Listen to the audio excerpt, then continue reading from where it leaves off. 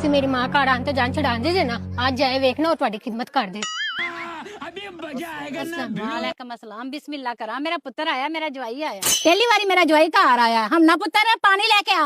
अच्छा पुत्र काहदे ते आए जे? ਅਸੀਂ ਆਂਟੀ ਜੀ ਘੋੜੇ ਤੇ ਆਏ ਆ। अच्छा पुत्र घोड़ा किथे आ? ਘੋੜਾ ਆਂਟੀ ਜੀ ਬਾਹਰ ਬੋਰਡ ਥਲੇ ਬੰਨਿਆ, ਮੈਂ ਕਿਹਾ ਜ਼ਰਾ ਧੁੱਪ ਤੋਂ ਬਚਿਆ ਰਵੇ ਦਾ। अच्छा भैन पहली बारी मेरा जवाई घर आया, की पकाइए? मैं तो कहनी दाल चावल बना लवो, मेरा भी दिल करदा पिया। नहीं भैन दाल चावल रहने दे, मेरा राता कोई सब्जी पका लिए, कद्दू ना बना लिए। छड्ड भैन, आपां अपनी कुड़ी कोल पुछ लेने की पकावना। दस नहीं ऐसा की पकाइए। ਉਹ ਮੈਂ ਕੀ ਦੱਸਾਂ, ਤੁਸੀਂ ਆਦੇ ਜਵਾਈ ਕੋਲ ਹੀ ਪੁੱਛ ਲਵੋ। ठीक है, ਅਸੀਂ ਆਦੇ ਜਵਾਈ ਕੋਲ ਪੁੱਛ ਲੈਨੇ ਆ। ਹਾਂ ਪੁੱਤਰ ਤੂੰ ਦੱਸ ਕੀ ਪਕਾਈਏ? ਸ਼ੁਕਰ ਹੈ ਤੁਹਾਨੂੰ ਮੇਰਾ ਵੀ ਖਿਆਲ ਆਇਆ। ਆਂਟੀ ਜੀ ਮੈਂ ਤਾਂ ਕਹਿੰਦਾ ਬਾਹਰ ਮੇਰਾ ਘੋੜਾ ਬੰਨਿਆ, ਉਹਨੂੰ ਖੋਲ ਕੇ ਲਿਆ ਕੇ ਪਕਾ ਲਵੋ। ਹਾਏ ਪੁੱਤਰ ਫਿਰ ਤੁਸੀਂ ਕਾਹਦੇ ਤੇ ਜਾਓਗੇ? ਅਸੀਂ ਆ ਤੁਹਾਡਾ ਕੁੱਕਰ ਨਹੀਂ ਭੱਜਾ ਫਿਰਦਾ, ਇਹਦੇ ਤੇ ਚਲੇ ਜਾਵੇ।